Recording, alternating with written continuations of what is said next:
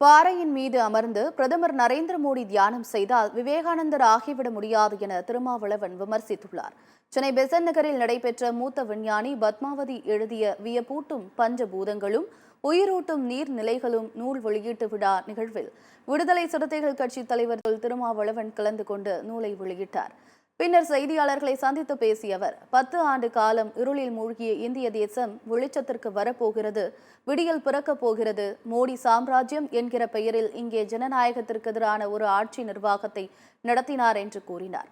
நரேந்திரர் விவேகானந்தர் போல் பாறையில் அமர்ந்து தியானம் செய்தால் பிரதமர் மோடி விவேகானந்தர் ஆகிவிட முடியாது.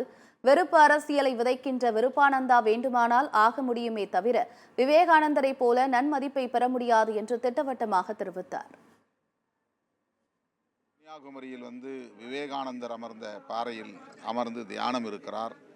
இந்த பாறையிலே அமர்ந்து தியானம் செய்வதனால் விவேகானந்தராக ஆகிவிட முடியாது. வெறுப்பு அரசியலை விதைக்கிற விருப்பானந்தாவாக வேண்டுமானால் அவர் தொடர்ந்து வலம் வர முடியுமே தவிர அந்த நரேந்திரர் விவேகானந்தாவைப் போல மக்களின் நன்மதிப்பை பெற முடியாது. மோடி ஆட்சிக்கு முடிவு கட்டும் நாள் ஜூன் 4.